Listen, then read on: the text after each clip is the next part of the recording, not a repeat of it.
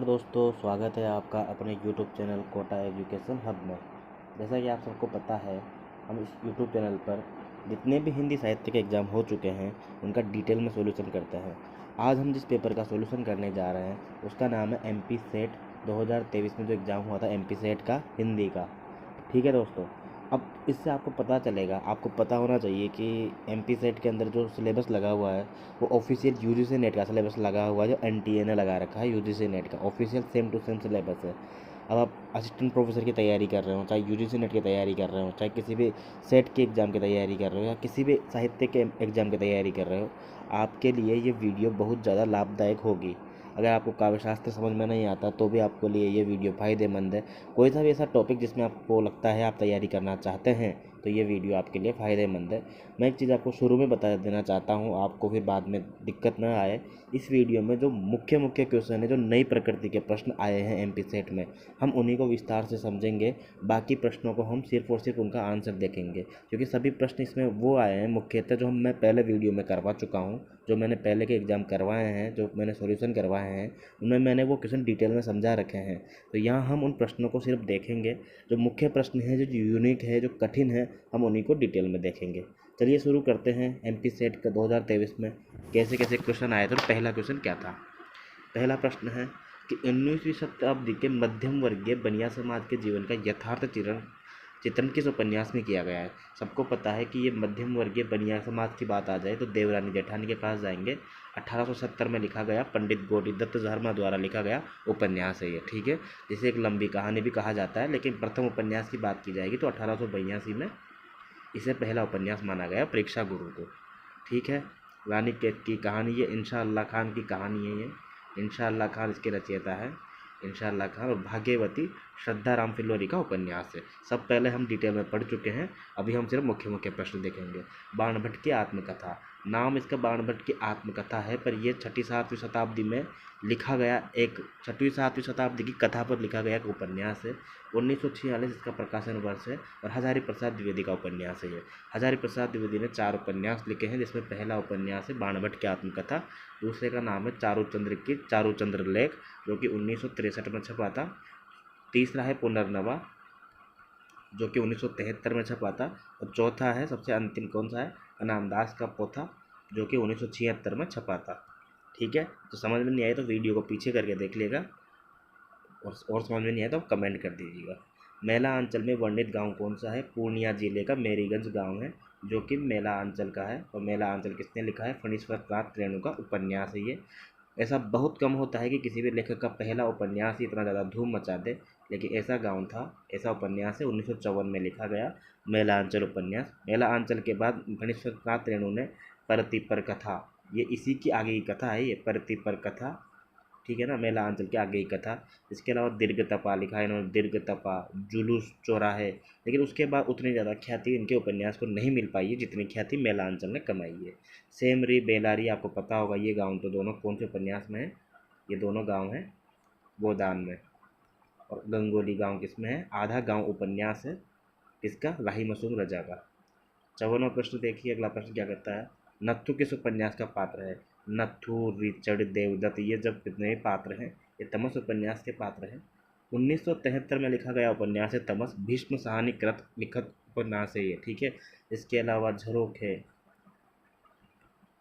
कड़ियाँ, ठीक है, कुंतो, नीलू, नीलिमा, नीलीफोर, ये सारे के सारे उपन्यास इसके हैं, ये भीष्म साहनी के उपन्यास है। ठीक है, धरती धन्ना अपना जगदीश चंद्र का उपन्यास है, गोदान प्रेमचंद का।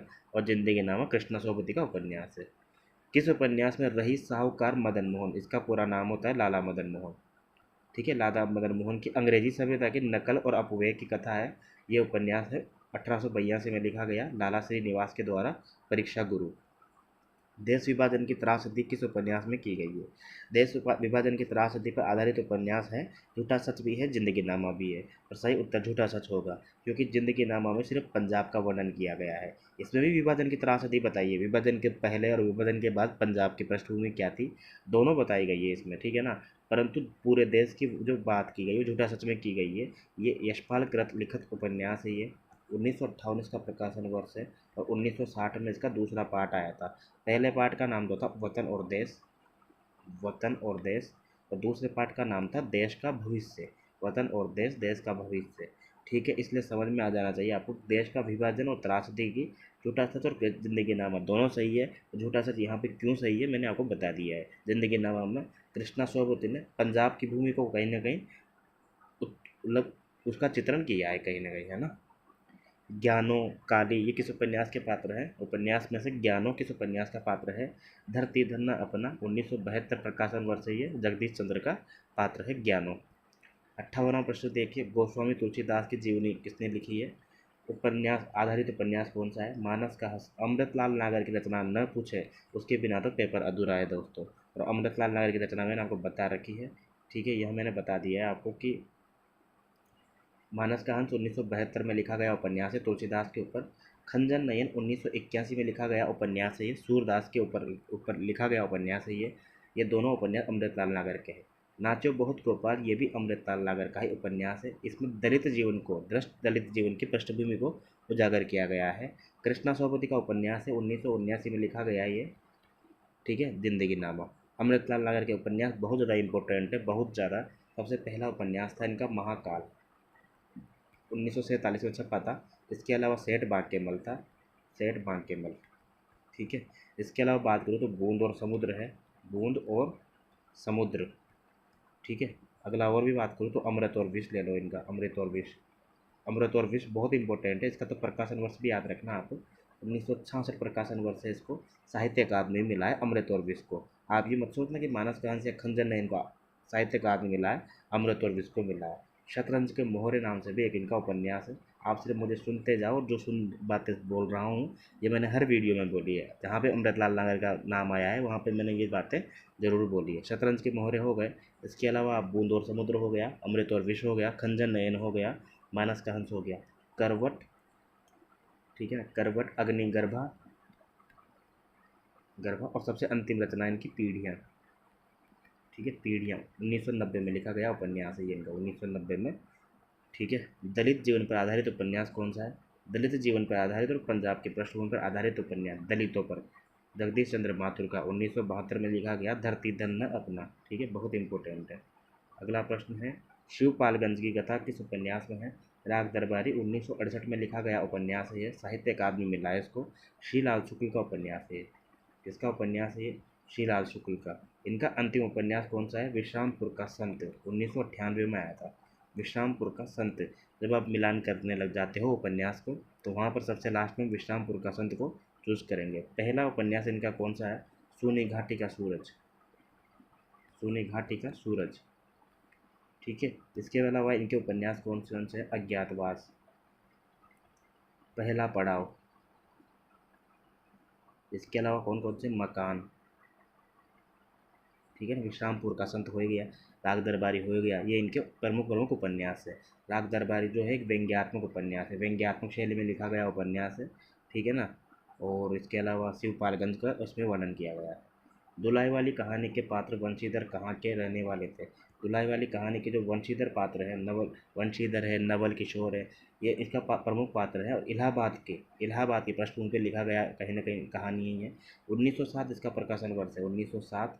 और जो प्रथम कहानी है ना, प्रथम कहानी, उसमें इसका भी नाम आता है कहीं ना कहीं कि दुलाई वाली कहानी भी प्रथम कहानी की एक जो परिधि है उस पर खरी उतरती है। राजेंद्र बाला घोष, राजेंद्र बाला घोष इसके लेखक हैं, राजेंद्र बाला घोष। बंग महिला के नाम से भी फेमस ही हैं, और ये महिला कलाकार है, महिला, ठीक है ना, बंग महिला के नाम से फेमस ही हैं और महिला कहानीकार हैं। 62वां प्रश्न देखिए, हिंदी की चर्चित कहानी राही के लेखक कौन है? राही के लेखक है सुभद्रा कुमारी चौहान, 1947 में लिखी गई कहानी है, 1947 में। सुभद्रा कुमारी चौहान के जो काव्य संग्रह है त्रिधारा, मुकुल, ठीक है ना, ये इनके फेमस फेमस काव्य संग्रह है। कहानी की बात करूँ तो ये कहानी इनकी फेमस है। इसके अलावा आपने कविता पढ़ी होगी, झांसी की रानी खूब लड़ी मर्दानी, वो तो झांसी वाली रानी थी, तो इसको सरकार ने जब्त कर लिया था, ये भी इनकी रचना है। इसके अलावा से पारिवारिक संबंधों के लेकर लिखने का काम जो किया ना सबसे ज़्यादा सुभद्रा कुमारी चौहान ने किया है। राम राम की शक्ति पूजा के लेखक सूर्यकांत त्रिपाठी निराला, उन्होंने सरोज स्मृति पे अपनी बेटी पे लिखा है, वो एक अपवाद स्वरूप है, लेकिन पारिवारिक जो संबंध है उस पर लिखने का काम सबसे पहले सुभद्रा कुमारी चौहान ने किया है। 63वां क्वेश्चन है कि बुद्धगुप्त कौन सी कहानी का पात्र है। आकाशदीप 1929 में कहानी आई थी। आकाशदीप 1929 में जयशंकर प्रसाद की कहानी है ये। जयशंकर प्रसाद एक कहानी है, ग्राम 1911-12 के पास आसपास आई थी ये इनकी फेमस कहानियों में से एक है। इसके अलावा इनकी कहानियाँ आपने पढ़ी होगी, आंधी कहानी संग्रह इनके आंधी, इंद्रजाल, ठीक है। इंद्रजाल इनका सबसे अंतिम कहानी संग्रह है, 1936 में आया था इंद्रजाल, ठीक है। प्रतिध्वनि, प्रतिध्वनि 1926 में आया था। 1929 में आया था आकाशदीप, प्रतिध्वनि 1926 में। कोशिका कटवार शेखर के जोशी की कहानी है, शेखर जोशी की। परिंदे निर्मल वर्मा 1956, और पिता ज्ञान रंजन की कहानी है, ज्ञान रंजन की कहानी है पिता।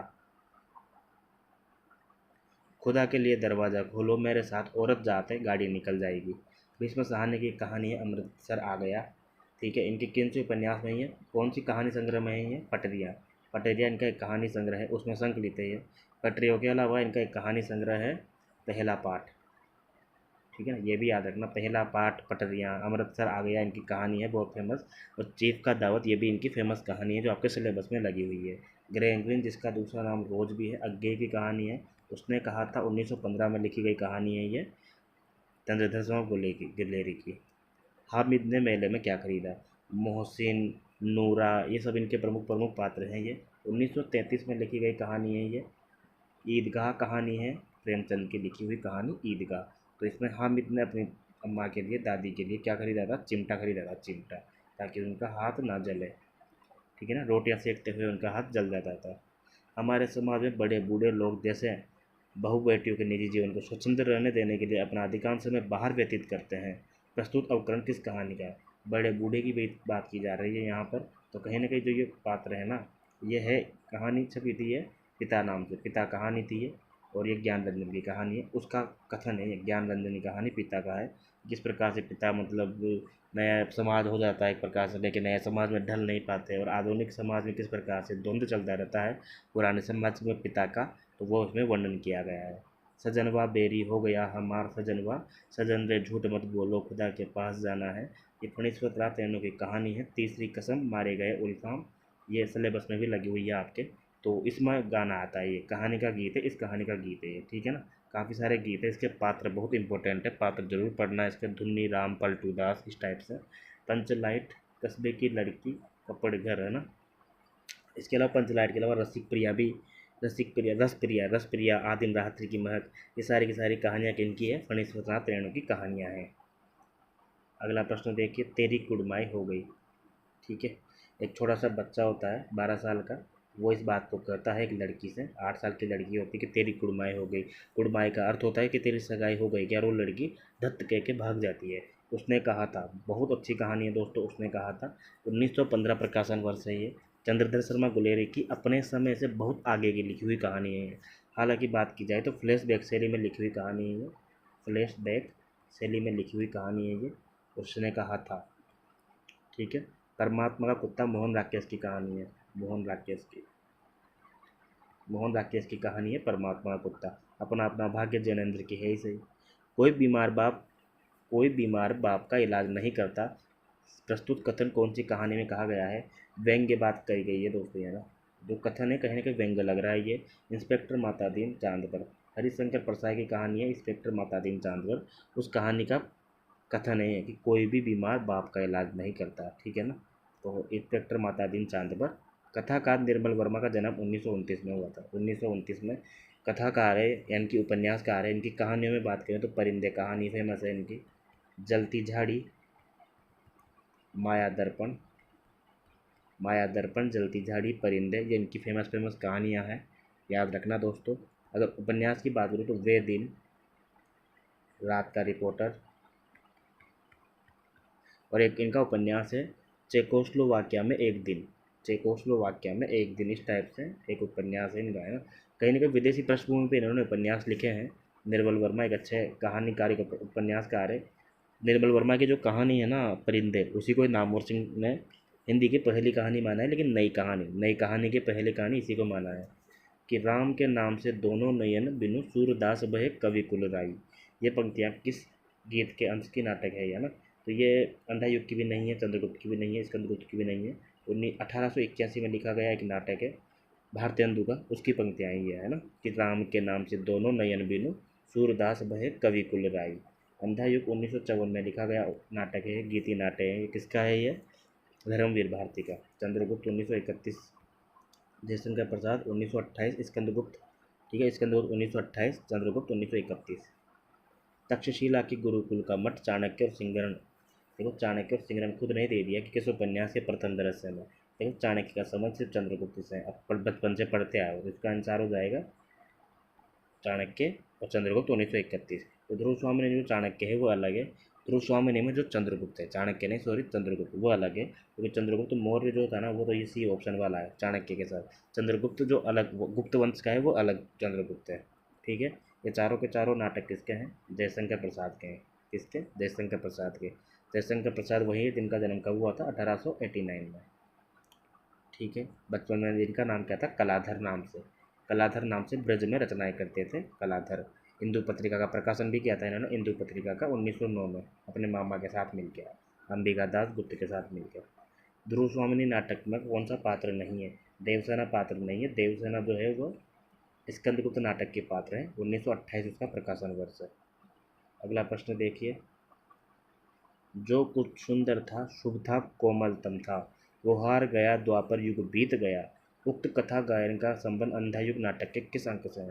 ये शुरुआत में बोला जाता है, ये पहले अंक में बोला जाता है, ये पहला अंक की पंक्तियाँ हैं।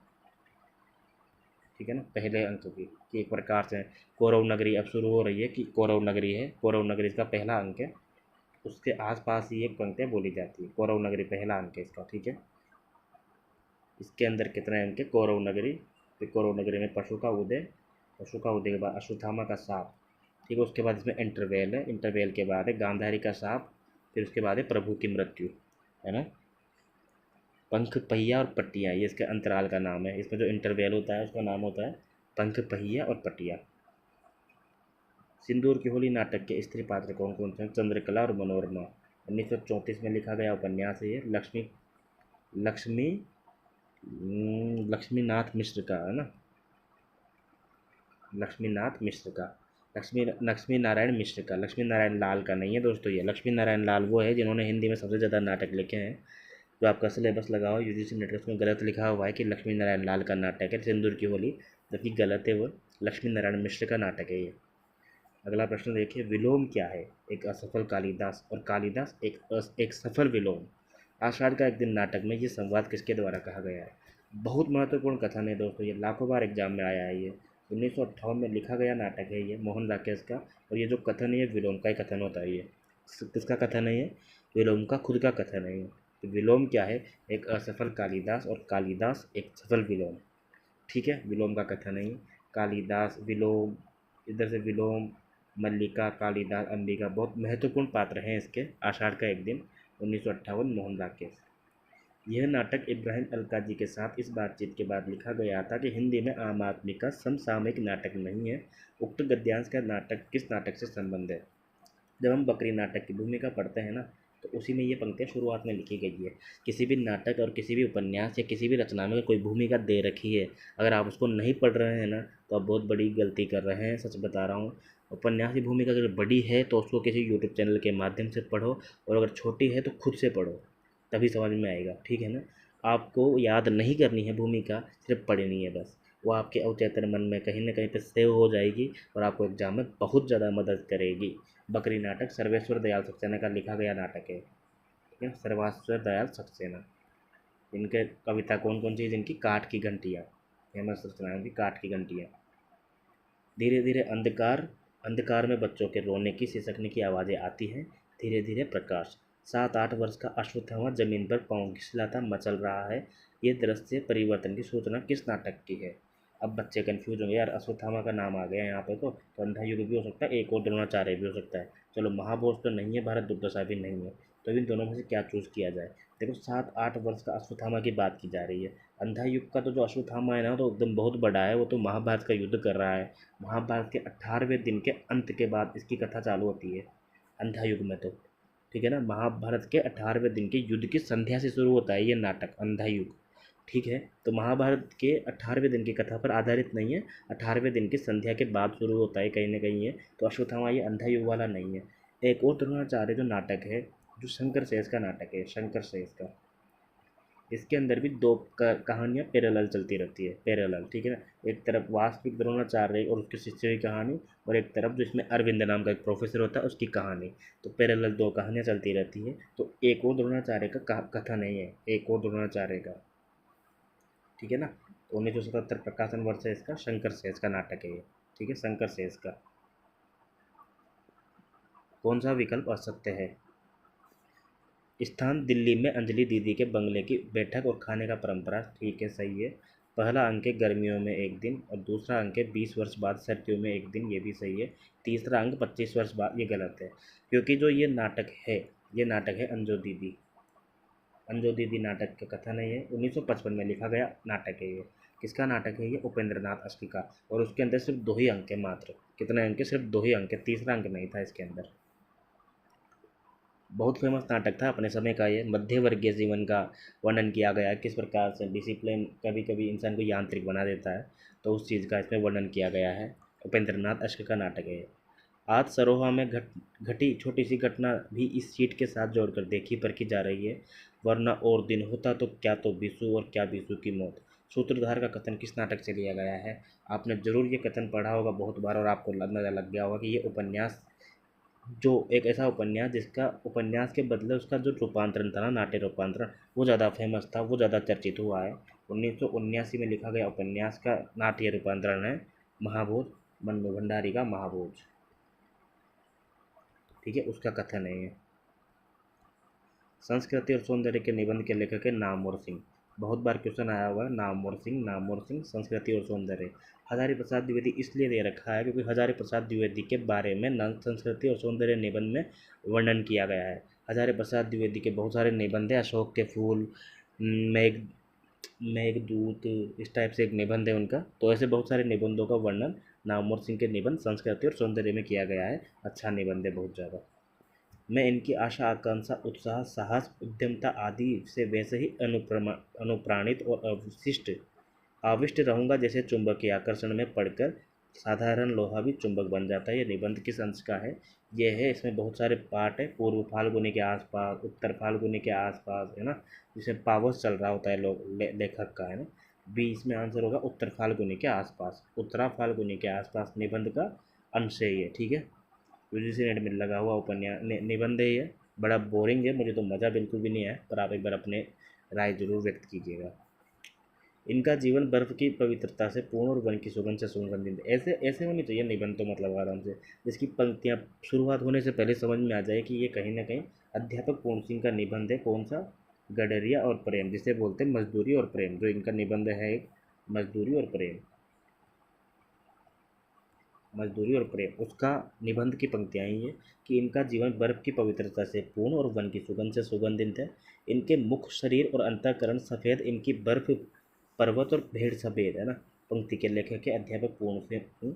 अध्यापक पूर्ण सिंह ने कुल 6 ही निबंध लिखे हैं। एक का नाम है पवित्रता, एक का नाम है वीरता, एक का नाम है आचरण की सभ्यता, चौथा मैंने आपको बता दिया मजदूरी और प्रेम, पांचवे का नाम है अमेरिका का मस्त कवि व्हीटमैन, और छठे का नाम है कन्यादान।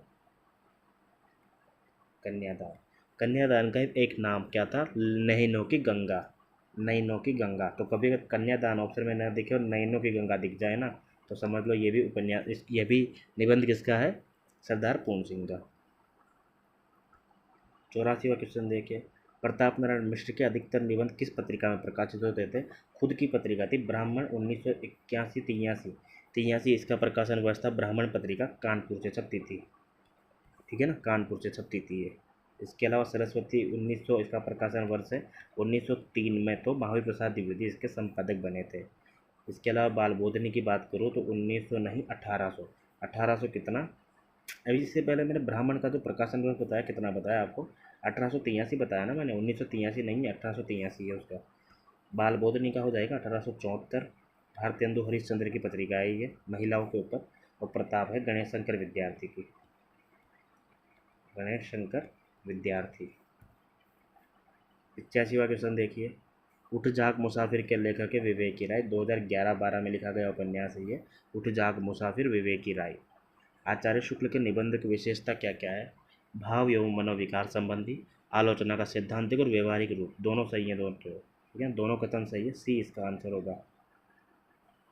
व्यापक मानवतावादी दृष्टि और गंभीर सांस्कृतिक निष्ठा किसके निबंधों की है? जब भी सांस्कृतिक चिंतन की बात आ जाए और मानवतावादी चिंतन की बात आ जाए तो हम हजारी प्रसाद द्विवेदी के पास जाएंगे, जिनके निबंध संग्रह है कौन से? अशोक के फूल 1948, कल्प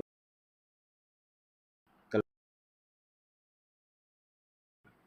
अशोक के फूल 1948, कल्पलता 1952, कूटज 1964, विचार और वितर्क, इसके अलावा विचार वितर्क है, विचार प्रवाह भी है, विचार प्रवाह। ठीक है ना, साहित्य सहचर। तो ऐसे इनके बहुत सारे उपन्यास, मतलब बहुत सारे निबंध संग्रह है। उपन्यास की बात करूँ तो 4 उपन्यास मैंने आपको बता दिए हैं इनके: बाणभट्ट की आत्मकथा, चारुचंद्र लेख, पुनर्नवा और अनामदास का पोथा। विद्यानिवास मिश्र द्वारा लिखित निबंध कौन सा है? विद्यानिवास मिश्र सिलेबस में लगा हुआ है, मेरे राम का मुकुट भूग रहा है, 1974 में। इसके अलावा विद्यानिवास मिश्र के निबंध संग्रह कौन कौन से हैं? चितवन की छा, तुम चंदन हम पानी। ठीक है ना, इधर से दूब, दूब नाम से भी एक इनका दूब है ना, दूब, मेरे राम का मुकुट भीग रहा है। ठीक है, बाकी हम डिटेल से देख लेंगे। अमेरिकन, अंग्रेज, फ्रांसीसी आदि तुर्की तब सरपट दौड़े जाते हैं, सबके जी में यही है कि पाला हमें पहले छूने। ये किस निबंध का अंश है? ये भारतेंदु का निबंध है एक, भारत और सुन्नति कैसे हो सकती है। ठीक है ना, ये इनका एक निबंध है जो इन्होंने बलिया भाषण के लिए लिखा था, बलिया में भाषण देने के लिए लिखा था। 90वां प्रश्न है, शिव शंभू का चिट्ठी किसको संगत है? प्रताप नारायण मिश्र का है, बाल मुकुंद गुप्त का।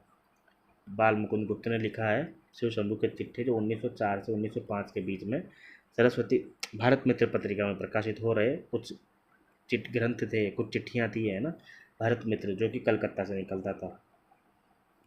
ठीक है, कहाँ से निकलता था? भारत मित्र। लॉर्ड कर्जन की नीतियों के खिलाफ थे वो, लॉर्ड कर्जन की नीतियों के व्यंग्य में रचना लिखी है ये, बाल मुकुंद गुप्त की शिव शंभू के चिट्ठी लॉर्ड कर्जन के खिलाफ। 93वां क्वेश्चन देखिए, लेखक के अनुसार माटी की मूर्ति में क्या चीज़ है? जिंदगी है, जिंदगी। रामवृक्ष बेनीपुरी की रचना है, रामवृक्ष बेनीपुरी की। ठीक है, 1946 इसका प्रकाशन वर्ष है। इसमें अगले एडिशन में एक पात्र जोड़ा गया है जिसका नाम है रजिया। रजिया इसका महत्वपूर्ण पात्रों में से एक है। जब तक इंसान अंधेरी रात न देखे तब तक रोशनी की वक़्त उसे कैसे मालूम हो? ये किस उपन्यास की रचना से लिया गया है? प्रेमचंद घर में, 1944 प्रकाशन वर्ष है ये।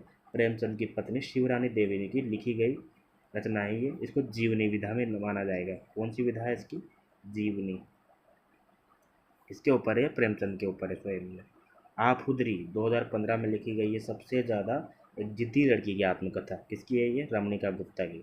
इसमें इन्होंने अपना जितने भी प्राइवेसी है ना सबको खोल के रख दिया है एकदम, बिल्कुल एकदम, किस प्रकार से इनके साथ यौन शोषण होता है और किस प्रकार से इनके साथ टॉर्चर होता है, सब कुछ इस आत्मकथा में इन्होंने लिख दिया है। रमणिका गुप्ता, आप हुदरी, 2015। 2019 में इनकी डेथ हो गई है। भोलाराम का जीव पेंशन के लिए रिश्वत के तौर पर बड़े अफसर ने क्या रख लिया था? बड़ा अफसर इतना ज़्यादा नीच आदमी था बिल्कुल। लाल फीता शाही। लाल फीता शाही का वर्णन करने वाली कहानी है ये। हरिशंकर परसाई की व्यंग्य कहानी है और जिसका सही उत्तर होगा वो वीणा।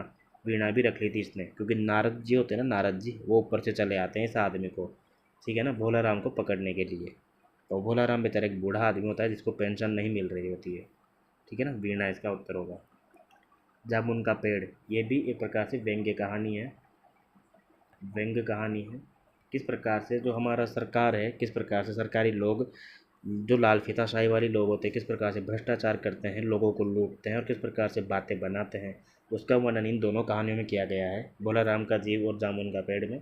कृष्णचंद्र की कहानी है जामुन का पेड़, याद रखना, कृष्णचंद्र इसका सही उत्तर होगा। एक आदमी होता है जो जामुन के पेड़ के नीचे मर जाता है, मतलब दब जाता है, पहले मरता तो बाद में है वो। तो उसको छुड़ाने के लिए लोग अलग अलग ऑफिस में जाते हैं। बोला पहले तो पेड़ काटने की अनुमति लेके आओ, फिर पेड़ काटने की अनुमति वाला बोलता है कि वो तो को फलाने को बुला के लाओ, फिर ढिमके को बुला के लाओ। ऐसे करते करते वो आदमी बेचारा मर ही जाता है। तो मतलब काम न करने की चीज़ को यहाँ पे व्यंग्य में बताया गया है। किसी भी शासन के दो प्रमुख अंग होते हैं, सुरक्षा और विधि व्यवस्था। यदि कायस्थों ने हिंदू शासन की व्यवस्था संभाली होगी, सुरक्षा व्यवस्था क्षत्रिय संभालते होंगे, तो उन्होंने मुस्लिम शासन में भी ये कार्य किया होगा। ये पुस्तक का अंश क्या है? किस पुस्तक का अंश है ये? अब आप सबको लग रहा होगा कि संस्कृति के 4 अध्याय की पंक्तियाँ हैं ये, लेकिन गलत है ये जो पंक्तियाँ हैं ये क्या भूलूं क्या याद करूं 1969 में लिखी गई आत्मकथा है ये हरिवंश राय बच्चन की, उसमें लिखा गया है ये भूमिका में। ठीक है ना। क्या भूलूं क्या याद करूं इनकी आत्मकथा का पहला पार्ट है, टोटल 4 पार्ट है। चौथे पार्ट का नाम है 10 द्वार से सोपान तक, दूसरे का नाम है नीड़ का निर्माण फिर, और तीसरे का नाम है बसेरे से दूर, हरिवंश राय बच्चन। मेरी तिब्बत यात्रा का प्रथम खंड कौन सा है? लहासा से उत्तर की ओर। मेरी तिब्बत यात्रा राहुल सांकृत्यायन की रचना है ये, जो कि सबसे बड़े घुमक्कड़ में जाने जाते हैं, राहुल सांकृत्यायन। ठीक है ना। 1937 प्रकाशन वर्ष है इसका, मेरी तिब्बत यात्रा।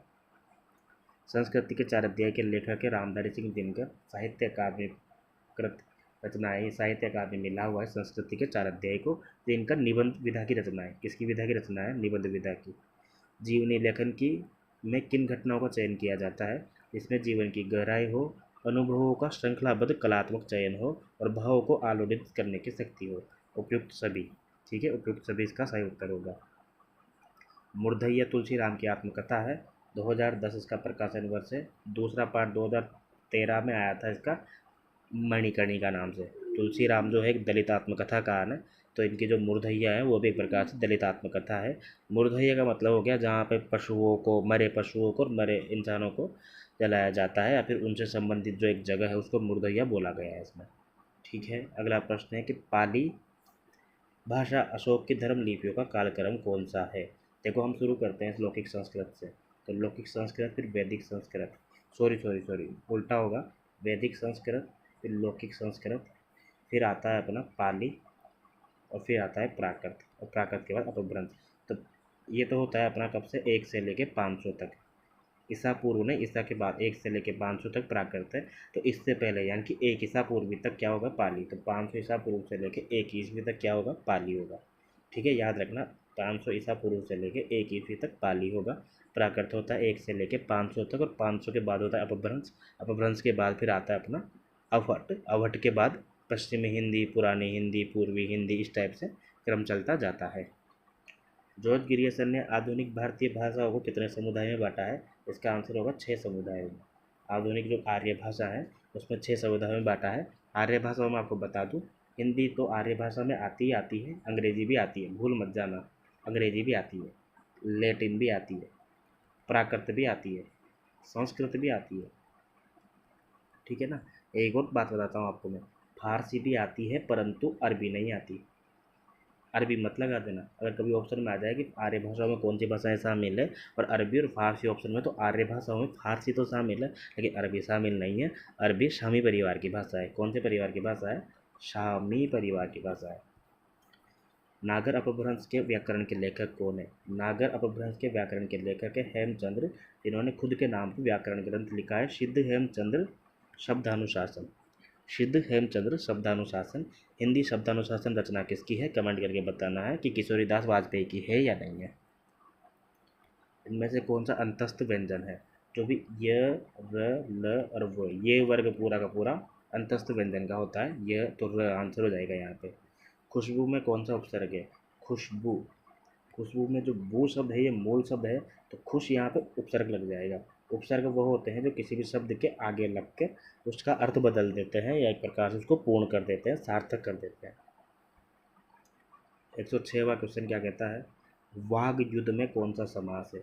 वाग युद्ध में करण तत्पुरुष होगा। वाग युद्ध का मतलब क्या हो गया? वाणी से युद्ध। तो करण में क्या होता है? कर्ता ने कर्म को कर्ण से मतलब एक प्रकार से देना है ना, तो वाणी से युद्ध करना एक प्रकार से। अगर लेकिन से हमेशा अगर देने के लिए जब भी आएगा तो संप्रदान तत्पुरुष होगा। तत्पुरुष तो है सही है ना, हाँ। तो संप्रदान होगा देने के लिए। तो ठीक है, संप्रदान कारक होता है, कर्ण होता है, से जब भी आता है तो कर्ण, कर्ण तत्पुरुष। कौन सा शब्द व्यक्तिवाचक संज्ञा होते हुए भी जातिवाचक संज्ञा के रूप में भी प्रयुक्त होता है? तो वो हो जाएगा अपना राधा हरिश्चंद्र। क्यों? क्योंकि राधा हरिश्चंद्र भगवान शिव, भगवान राम के पूर्वज तो थे ही सही, जो सत्य हरिश्चंद्र के नाम से जाने जाते हैं, तो अपनी व्यक्तित्व पहचान तो रखते ही हैं। साथ में हम समाज में नहीं कहतेगा कि ये आदमी तो एकदम क्या बोलते हैं, आजकल सत्य हरिश्चंद्र जैसे लोग नहीं मिलते हैं। तो सत्य हरिश्चंद्र का मतलब हो गया कि सत्य बोलने वाले, सत्य पर अडिग रहने वाले। तो एक प्रकार से वो जातिवाचक संज्ञा बन चुकी है एक प्रकार से ये शब्द। ठीक है। जैसे हम कहते हैं ना कि आजकल समाज में चारों ओर रावण घूम रहे हैं, तो रावण वहाँ पे एक जातिवाचक संज्ञा है, न कि व्यक्तिवाचक संज्ञा है। जैसे हम कहते हैं कि आजकल श्रवण कुमार जैसे बेटे नहीं मिलते हैं, तो श्रवण कुमार भी एक प्रकार से जातिवाचक संज्ञा है, न कि व्यक्तिवाचक संज्ञा। तो सही उत्तर हो जाएगा यहाँ पे राजा हरिश्चंद्र। मोहन का कुछ खो गया है, कुछ खो गया है, पता नहीं है क्या खोआ है, तभी चोर से ढूंढ रहा है। तो पता नहीं है, निश्चय नहीं है, यानी कि अनिश्चयवाचक सर्वनाम। जहाँ निश्चित नहीं होता है वहाँ पर अनिश्चयवाचक सर्वनाम होता है। भाषा के विभिन्न स्तरों पर एक रूपता लाने का कार्य मानकीकरण कहलाता है। भाषा का मानकीकरण बोलते हैं उसको, भाषा का मानकीकरण। भारतीय संविधान के अनुच्छेद 347 में उल्लेखित है, 347 में यही उल्लेखित है कि किसी भी राज्य की जनसंख्या के पर्याप्त भाग द्वारा बोले जाने वाली भाषा के संबंध में विशेष उपबंध, कि उस राज्य में या फिर उस राज्य की जनसंख्या का जो पर्याप्त भाग जो भाषा बोलता है उसका प्रयोग भी कार्यवाही में किया जाएगा, यही 347 में दिया गया है। बाकी 343 और 351 ये सबसे ज़्यादा इम्पोर्टेंट है। 351 में तो हिंदी भाषा का प्रचार प्रसार की बात कही गई है, और 343 में कहा गया है कि हिंदी देवनागरी लिपि, ये दोनों का प्रयोग 343 में लिखा गया है कि हिंदी तो राजभाषा का रूप में प्रयोग की जाएगी और लिपि देवनागरी लिपि का प्रयोग किया जाएगा।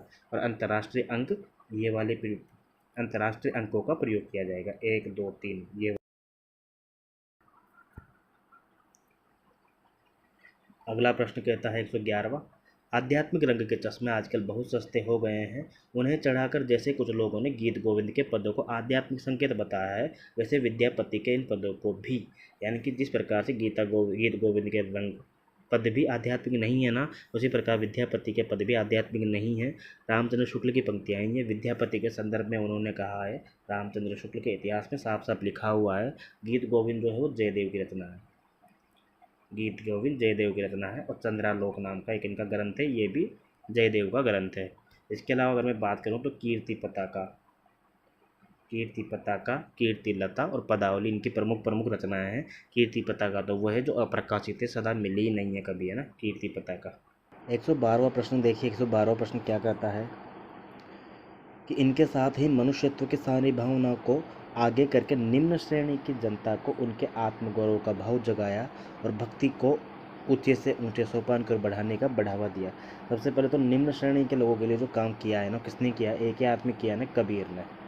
और ये जो पंक्तियाँ कही गई है कबीर के बारे में कही गई है, ये बहुत महत्वपूर्ण कथन है ये कबीर के बारे में, याद कर लेगा।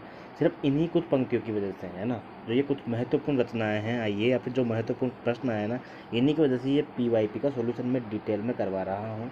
वरना इस पेपर में कोई ऐसा खास नहीं है कि इसका सॉल्यूशन करवाया जाए, बस कुछ कथन ऐसे हैं, कुछ पंक्तियाँ ऐसी हैं जिनको आपको याद करना है, जो आपके आगे की पंक्तियों में आ सकती है। आपके नोट्स में इनको जोड़ना है कि ये एग्ज़ाम में, क्योंकि एक बार किसी भी एग्ज़ाम में कोई क्वेश्चन आया, उसके बाद किसी भी एग्जामिनर को उसके लिए रिश्वत नहीं देनी पड़ती कि ये क्वेश्चन आप एग्ज़ाम में दो। तो किसी भी स्टेट का एग्ज़ाम हो, अगर उसमें कोई क्वेश्चन आ गया है तो किसी भी स्टेट में फिर से आ सकता है। इसका मतलब संभावना है कि वो क्वेश्चन भी बन सकता है। वैसे अधिकतर क्वेश्चन तो वही आते हैं जो आ चुके होते हैं, परंतु आपको याद रखना है, ठीक है। इसके साथ ही मनुष्यत्व की सामान्य भावना को आगे करके निम्न श्रेणी की जनता में उन्होंने आत्मगौरव का भाव जगाया और भक्ति के ऊंचे से ऊंचे सोपान की ओर बढ़ने का बढ़ावा दिया। ये पंक्तियाँ कबीर की है, ठीक है ना, याद रखना कबीर की पंक्तियाँ हैं। अगला प्रश्न है, निगम अगम साहब सुगम राम सांचली चाह और अम्बु असन अवलोकियत सुलभ जबहि जग माह। बताइए किसकी पंक्तियाँ हैं ये? 113वें में क्या आंसर होगा बताइए? निगम अगम साहब सुगम राम सांचली चाह अम्बु असन अवलोकियत सुलभ सबहि मग जग माह। ठीक है, पंक्ति के रचयिता है इसके निगम अगम वाली पंक्तियाँ हैं, ये नंददास की रचनाएं हैं, ठीक है। नंददास कृष्ण भक्त कवि थे, कृष्ण भक्त कवि थे ये, ठीक है। कृष्ण भक्त कवियों में इनका नाम लिया जाता है, जैसे राम भक्त कवि में तुलसीदास का, अग्रदास का, हृदय राम का, प्राणचंद का नाम लिया जाता है, सेनापति का नाम लिया जाता है, नाभादास का नाम लिया जाता है। उसी प्रकार कृष्णदास का, कुंभनदास का, सूरदास का, परमानंद दास का, नंददास का नाम कृष्ण भक्त कवियों में लिया जाता है, ठीक है। मीराबाई को हम निरपेक्ष संप्रदाय कवियत्री बोलते हैं, निरपेक्ष संप्रदाय कवियत्री बोलते हैं। भाषा भूषण निम्नलिखित में से किस कवि की रचना है? भाषा भूषण महाराज जसवंत सिंह की रचना है, जो कि 1626 में इनका जन्म हुआ था। भाषा भूषण एक प्रकार का अलंकार ग्रंथ है। कैसा ग्रंथ है? अलंकार ग्रंथ है भाषा भूषण, रीतिकाल के कवि है जो। अगला प्रश्न देखिए, भूलोक का गौरव प्रकृति का पुण्य लीला स्थल कहाँ? फैला मनोहर गिरि हिमालय और गंगा जल कहाँ, संपूर्ण देशों से अधिक जिस देश का उत्कर्ष है, उसका की जो ऋषि भूमि है वह कौन, भारतवर्ष है ना। मैथिली शरण गुप्त की भारत भारती की रचना है ये, भारत भारती में लिखी हुई पंक्तियाँ हैं ये। 1912 इसका प्रकाशन वर्ष है। अगर पहली रचना की बात की जाए तो पहली रचना भारत भारती बिल्कुल भी नहीं है। रंग में भंग, रंग में भंग इनकी पहली रचना है। 1909 इसका प्रकाशन वर्ष है। मैथिली शरण गुप्त राष्ट्रीय कवि के नाम से विख्यात हैं। विष्णुप्रिया, साकेत, जय भारत, जय द्रतवध इनकी महत्वपूर्ण रचना है। साकेत इनका उर्मिला के विरह के ऊपर लिखा गया महाकाव्य है, जो कि 1931 में प्रकाशित हुआ था। इसमें राम का भी वर्णन किया गया है और उर्मिला का भी वर्णन किया गया है। इसके अलावा विष्णुप्रिया भी है इनकी रचना। जय भारत इनका महाकाव्य है। इन्होंने यशोधरा लिखा है, जो बुद्ध की पत्नी के ऊपर लिखा है, यशोधरा है ना। अगला प्रश्न देखिए, मारे सी मोहि कुठाऊ, मारे सी मोहि कुठाऊ, कछुआ धर्म, ये दोनों के दोनों निबंध हैं, बड़े फेमस है, एग्जाम में आते रहते हैं। चंद्रधर शर्मा गुलेरी के निबंध हैं। किसके हैं? चंद्रधर शर्मा गुलेरी वही है जिन्होंने 1902 में समालोचना नाम से एक पत्रिका निकाली थी जयपुर से। यह सच है बार बार हार में गया, खोजा जो हार शार में नया, उड़ी धूल तन सारा भर गया, नहीं फूल जीवन अविकच है, यह सच है, यह सच है, यह सच है। अब यही सच है कहानी तो मन्नू भंडारी की है, और यहाँ है यह सच है, और यह सच है कविता किसकी है? निराला की। पंक्तियों से पता चल रहा है ना कि हार में गया, शार में गया, निराला की पंक्तियाँ, ऐसी हारी हुई पंक्तियाँ कहीं ना कहीं निराला ही लिख सकते हैं। अनामिका में, अनामिका में संकलित रचना आई है, ठीक है, अनामिका में। इसके अलावा मैं बात करूँ, अगला प्रश्न कौन सा है? सिंदूर की होली नाटक किसकी रचना है? सिंदूर की होली लक्ष्मी नारायण मिश्र का नाटक है, 1934 में लिखा गया नाटक है ये। सुबह 10 बजे चालू होता है और शाम को ख़त्म हो जाता है, ये एक ही दिन की कथा है इसके अंदर। ग्रेंग्रीन कहानी के लेकर अज्ञेय हैं। विपथघा कहानी संग्रह के अंदर संकलित कहानी है। ग्रेंग्रीन का नाम रोज भी है, ठीक है, रोज कहानी के नाम से भी संकलित हुई थी ये ग्रेंग्रीन। बहुत अच्छी कहानी है, मेरी पसंदीदा कहानियों में है ग्रेंग्रीन। मैं उन व्यक्तियों में से हूँ और ऐसे व्यक्तियों की संख्या शायद दिन ब दिन घटती जा रही है जो भाषा का सम्मान करते हैं और अच्छी भाषा को अपने आप में एक सिद्ध भाषा मानते हैं। अपनी तारीफ कर रहे हैं और भाषा की बात कर रहे हैं। यहाँ पर जयशंकर प्रसाद है, वाकई में भाषा इनसे लिखना वाकई में सीखना चाहिए, किस प्रकार से भाषा को ये लिखते थे, ठीक है ना। इनके नाटक और इनके उपन्यास आपको पता होगा इसे। काव्य और नाटक इनके बड़े विख्यात है। उपन्यास की मैं बात करूँ तो कंकाल, तितली और इरावती, इनके 3 उपन्यास है। इरावती अधूरा उपन्यास है इनका। हेमचंद्र द्वारा किया गया काव्य लक्षण कौन है? जो हम ग्रुप पढ़ते हैं, जो हमारा हिंदी साहित्य का ग्रुप है KES हिंदी साहित्य टेलीग्राम पे, उसमें हम आए दिन किसी न किसी टॉपिक पे चर्चा करते रहते हैं। तो अदोषो सगुणों सालंकारो च शब्दार्थो काव्यम, ये पंक्तियाँ का जिक्र वहाँ पे हुआ था कि ये हेमचंद्र की पंक्तियाँ हैं। और दोष जो सब पंक्ति है ना, दोष दोष से शुरू होने वाली 2-4 पंक्तियाँ मैंने वहाँ पे बताई थी कि अदोषो सगुणों वाली पंक्तियाँ तो हेमचंद्र की है, ठीक है ना। त दोषों वाली जो पंक्तियाँ है वो मम्मट की है, त दोषों वाली पंक्तियाँ मम्मट की है। और जो ये पंक्तियाँ हैं निर्दोषों वाली, ये वाग्भट की पंक्तियाँ हैं। किसकी है ये? वाग्भट की। वाग्भट की पंक्तियाँ क्या है? शब्दार्थो निर्दोषो सगुणो सप्राय सालंकारो काव्य। और अदोषों वाली पंक्तियाँ किसकी है? अदोषो सगुणो सालंकारो च शब्दार्थो काव्यम, ये पंक्तियाँ हेमचंद्र की है। काव्य स्फुरदलंकार गुण व दोष वर्जितम, अर्थात ये पंक्तियाँ किसकी है? ये पंक्तियाँ हैं अग्निपुराण की। अग्निपुराण की ली हुई पंक्तियाँ हैं ये, और ये तो बड़ी फेमस है, ये तो लाखों बार एग्जाम में आई है और आगे भी आती रहेगी। जगन्नाथ की पंक्तियाँ हैं ये। रमणीयार्थ प्रतिपादक शब्द हम काव्य, है ना।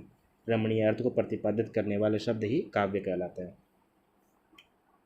अगला प्रश्न देखिए, काव्य की आत्मा को संकल्पनात्मक अनुभूति किसने कहा है? जयशंकर प्रसाद ने।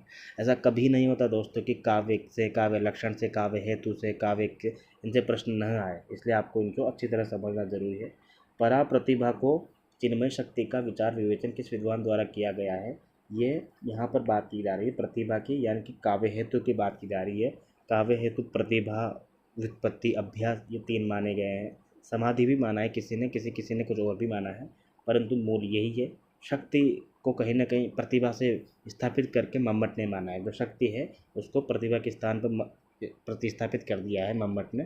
तो अगर पूछा जाए कि शक्ति को किसने माना है तो वो मम्मट ने माना है, लेकिन यहाँ पूछा गया पराप्रतिभा। पराप्रतिभा ये है आचार्य अभिनव गुप्त, ठीक है ना। आचार्य अभिनव गुप्त की कथन है ये, ठीक है। आचार्य अभिनव गुप्त ने ये पंक्तियाँ लिखी है एक प्रकार से, है ना। विचार विवेचन किस विद्वान ने दिया है? ये पराप्रतिभा के नाम से चिन्मय शक्ति का विचार विवेचन आचार्य अभिनव गुप्त ने किया है। अभिनव गुप्त वही है जिन्होंने ध्वनि आलोक लोचन के नाम से टीका लिखी है, ध्वन्यालोक लोचन की टीका लिखी है। ठीक है। भामह ने काव्य अलंकार में कितने अलंकारों का विवेचन किया है? ये तो आसान प्रश्न है, परंतु इससे भी ज़्यादा इंपॉर्टेंट है कि भामह ने जो 38 अलंकारों का विवेचन किया है उसमें काव्य में मूल किसको माना है।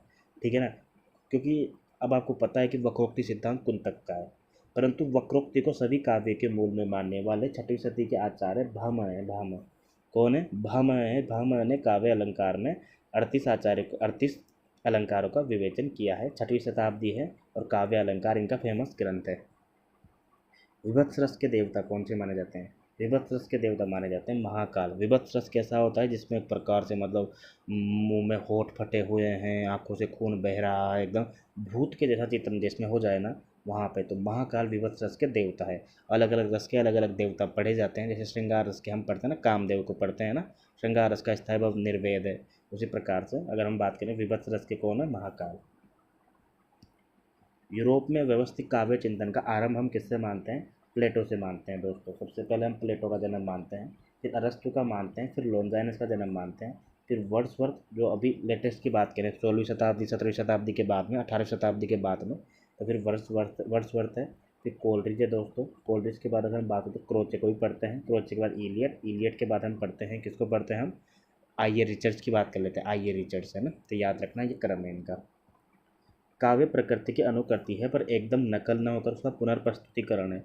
पुनर्प्रस्तुतिकरण शब्द आ जाए या पुनर्सर्जन आ जाए या सृजन आ जाए तो ये सब कथन किसके हैं? काव्य की प्रकृति की अनुकृति है पर एकदम नकल न होकर। क्योंकि नकल तो किसने कहा है? प्लेटो ने। लेकिन यहाँ पूछा है कि नकल न होकर पुनर्प्रस्तुतिकरण कहा है अरस्तु ने।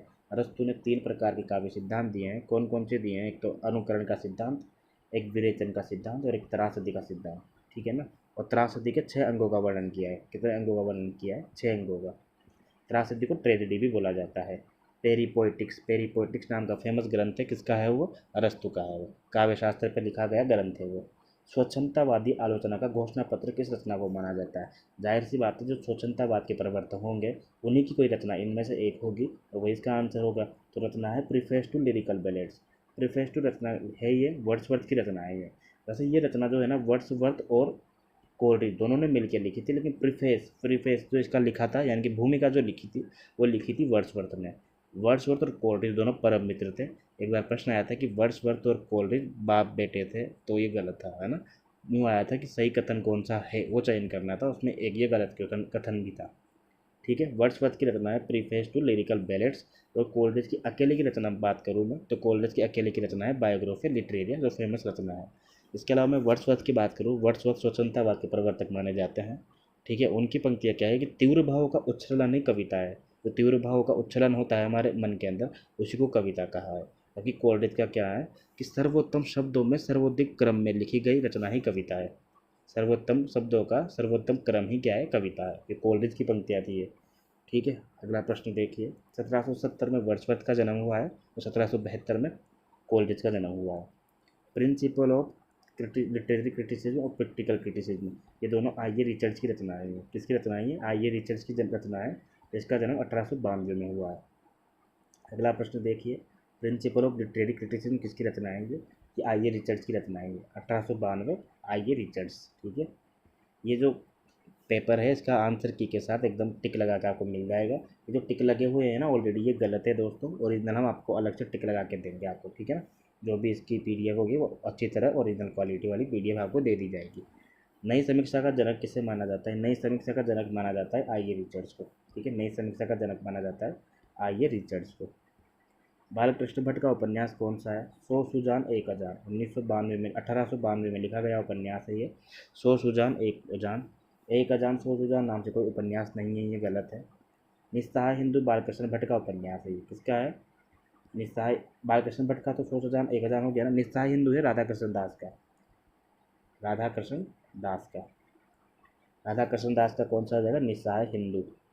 ठीक है। धूर्त रसिक लाल, ये किसका उपन्यास है? धूर्त रसिक लाल मेहता लज्जाराम का है ये। मेहता लज्जाराम का उपन्यास है धूर्त रसिक लाल। 132वां प्रश्न देखिए। अब्र नाम से उर्दू कविताएं किसने लिखी है? बद्रीनारायण चौधरी प्रेमगन। 1852 में इनका जन्म हुआ था। और इनकी कौन सी रचना आपको पता है फेमस है?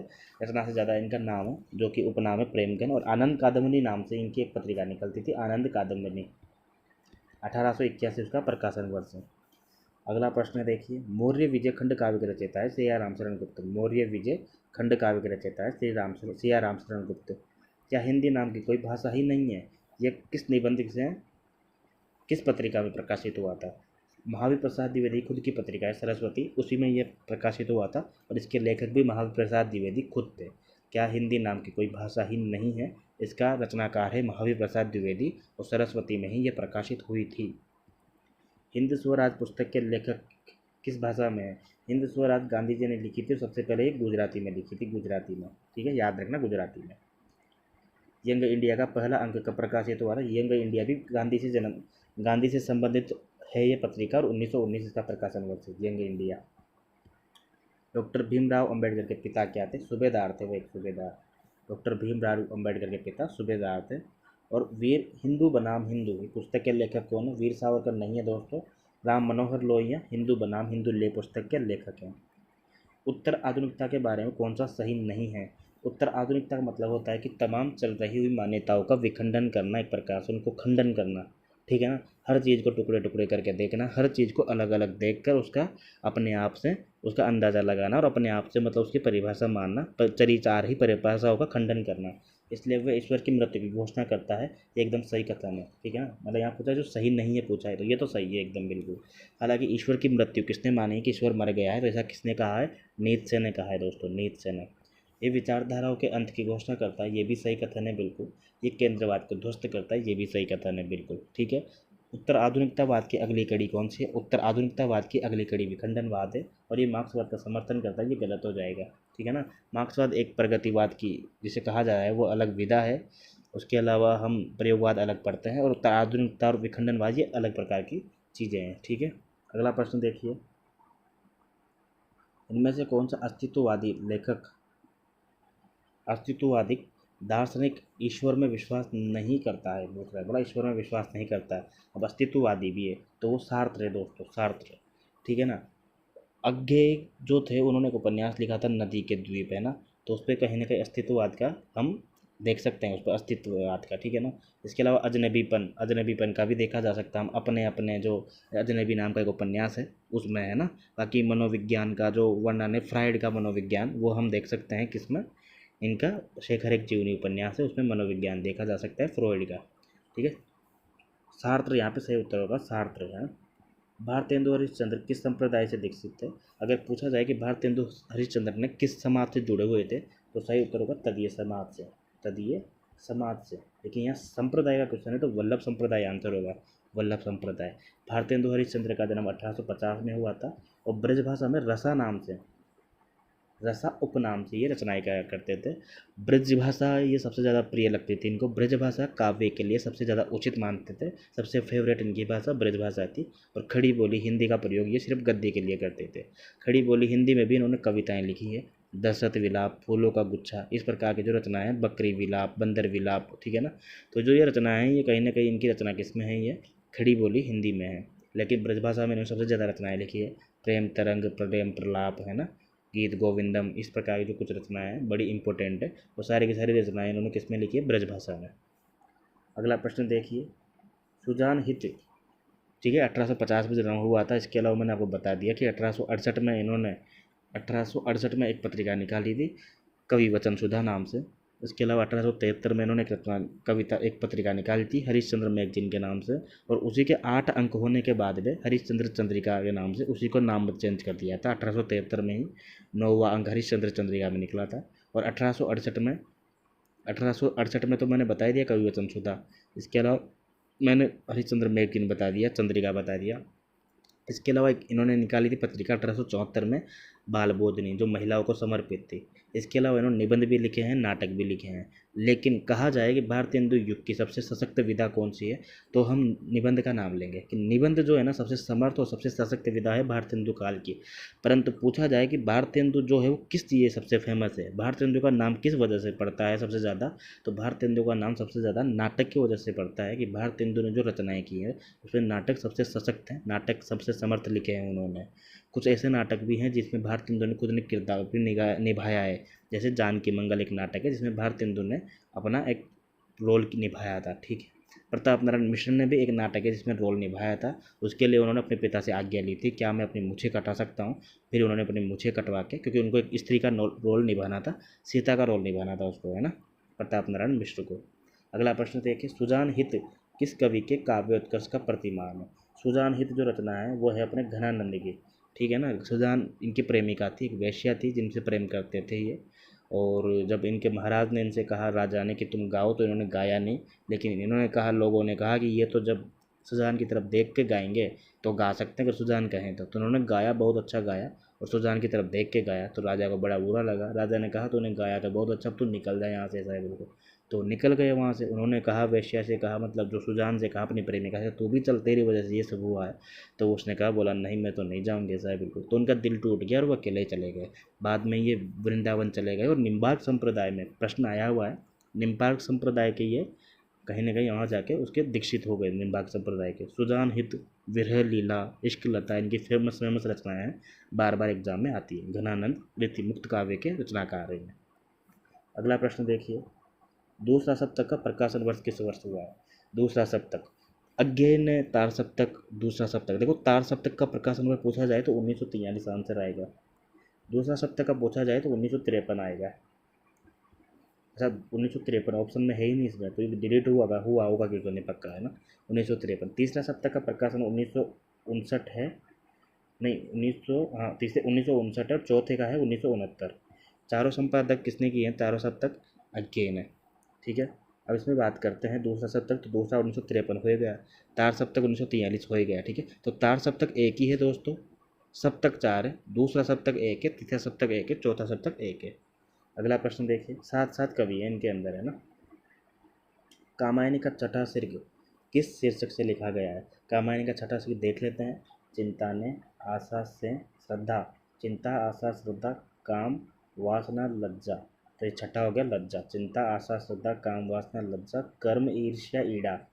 ईर्ष्या और ईड़ा में ई, बड़ा ईर्ष्या पहले आएगा क्योंकि ईर्ष्या में बड़ी ई की मात्रा लगती है, तो बड़ा पहले आता है ना हमेशा, ये याद रखना कि बड़ा भाई पहले आएगा। तो ईर्ष्या ईड़ा। स्वप्न में संघर्ष, तो पहले स्वप्न आएगा फिर संघर्ष आएगा, आधा स अभी बड़ा स बाद में आएगा। स्वप्न में संघर्ष और फिर ले ली जाएगी निद्रा। निद्रा मतलब क्या होगा, निर्वेद, दर्शन, रहस्य और आनंद।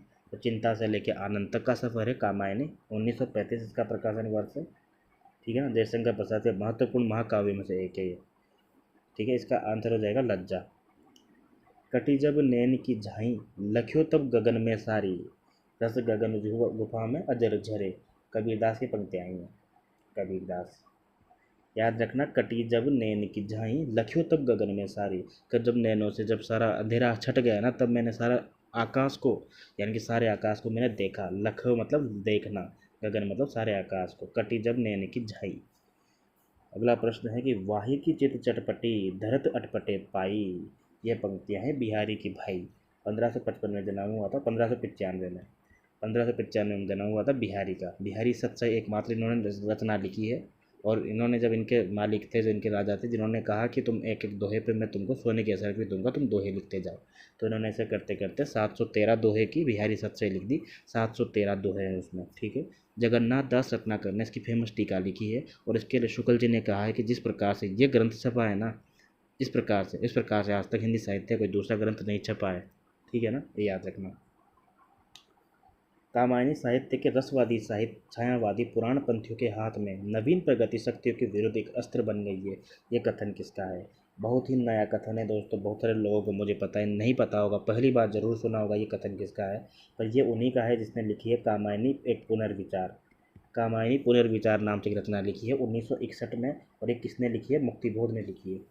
किसने लिखी है, मुक्तिबोध ने। तो पुराण पंथियों के हाथ में नवीन प्रगति शक्तियों के विरुद्ध एक अस्त्र बन गई है, अस्त्र की बात की है मुक्तिबोध ने। 48वां प्रश्न देखिए दोस्तों, कि स्वतंत्र भारत का इस्पाती दस्तावेज किस काव्य संग्रह को कहा गया है। यहाँ पे ध्यान से पढ़ो दोस्तों, काव्य संग्रह बोला गया है। प्रिय प्रवास काव्य संग्रह नहीं है, तो महाकाव्य है, तो ये गलत हो जाएगा। 1914 में लिखा गया, अयोध्या सिंह उपाध्याय के द्वारा लिखा गया है। चांद का मुंह टेढ़ा है, इसका ये सही उत्तर होगा। 1964 में लिखा गया है, काव्य संग्रह है ये। मुक्तिबोध की मृत्यु के बाद छपा था ये, और इसी को कहा गया है स्वतंत्र भारत का स्थापित इस्पाती दस्तावेज, ठीक है। अब आप कहोगे सर अंधेरे में आंसर क्यों नहीं होगा इसका, अंधेरे में को क्यों नहीं कहा। अंधेरे में तो इनकी कविता है ना, लंबी कविता है ये, तो एक इनकी है ना, और भूल कविता गलती, ये भी इनकी कविता है सर। यहाँ काव्य संग्रह की बात की गई है। चांद का मुंह टेढ़ा है को स्वतंत्र भारत का इस्पाती दस्तावेज कहा है। 149वां प्रश्न देखिए, आस्था मानव के युगांतर से प्राप्त दार्शनिक लक्ष्य पर केंद्रित रागात्मक दृष्टि है। रागात्मक और आस्था, इन दोनों शब्दों को याद कर लो। मुझे पता है आपने पंक्तियाँ पहली बार सुनी होगी बहुत सारे लोगों ने। महादेवी वर्मा इसका आंसर होगा, ठीक है ना। आस्था, इन्होंने मतलब बहुत सारी रचनाएं लिखी है, वैसे काव्य लिखा है, निहार, रश्मि, नीरजा, यामा, सांदे गीत, पर इनको निबंध लिखने की भी इच्छा हुई। जैसे निबंध में इन्होंने श्रृंखला की कड़ियाँ लिखा है, पथ के साथ ही लिखे हैं इन्होंने, संस्मरणात्मक रेखा चित्र लिखे हैं, ठीक है ना। जैसे स्मृति की रेखाएं हो गई, पथ के साथी हो गए, अतीत के चलचित्र हो गए। वैसे इनकी एक निबंध संग्रह लिखने की इच्छा हुई निबंध की। तो साहित्य के प्रति आस्था, इस टाइप से एक निबंध लिखा था इन्होंने, मुझे भी एग्जैक्ट नाम याद नहीं आ रहा है, अगर मैं गलत नहीं हूँ तो शायद यही है, साहित्य के प्रति आस्था या साहित्य की आस्था नाम से वो निबंध महादेवी वर्मा ने लिखा है, उसी की पंक्तियाँ हैं। ये बड़ा फेमस निबंध है, काफ़ी बार एग्जाम में आया हुआ है। 150वां आज का आखिरी प्रश्न देखते हैं दोस्तों, एमपी सेट 2023 में आए हुए क्वेश्चन। कैसे लगे आपको ज़रूर कमेंट करके बताना है। अंतिम प्रश्न देख लेते हैं कि जीवन की जटिल समस्याएं है बड़ी जटासी कैसी और हो गई ऐसी की तैसी। पंक्तियाँ हैं ये जयशंकर प्रसाद की है ये। आंसू इनका एक महाकाव्य है, ठीक है, आंसू एक खंड काव्य है इनका। उसमें से ये लंबी कविता भी कर सकते हैं उसको, उसमें से संकलित है ये। 1925 का प्रकाशन वर्ष है। आंसू काव्य से ली गई पंक्तियाँ हैं ये कि जीवन की जटिल समस्या है बढ़ी जटासी कैसी। जयशंकर प्रसाद की पंक्तियाँ हैं ये आंसू की। ठीक है दोस्तों, हो गए अपने 150 प्रश्न। टेलीग्राम का चैनल लिंक आपको डिस्क्रिप्शन में मिल जाएगा, पीडीएफ आपको वहाँ से डाउनलोड कर सकते हो। बाकी अगर आपको हिंदी साहित्य में किसी भी एग्ज़ाम की आप प्रिपरेशन कर रहे हो तो बाकी जितने भी एग्ज़ाम हमने करवा रखे हैं सॉल्यूशन, उनका आप प्रैक्टिस कर सकते हो। ठीक है दोस्तों, मिलते हैं अगले किसी नए वीडियो के साथ। तब तक के लिए थैंक यू, धन्यवाद। कमेंट आप कर ही देते हो, सब्सक्राइब आप कर ही देते हो, शेयर तो आप कर ही देते हो, बिल्कुल मुझे बताया है ना। चलिए ठीक है, थैंक यू।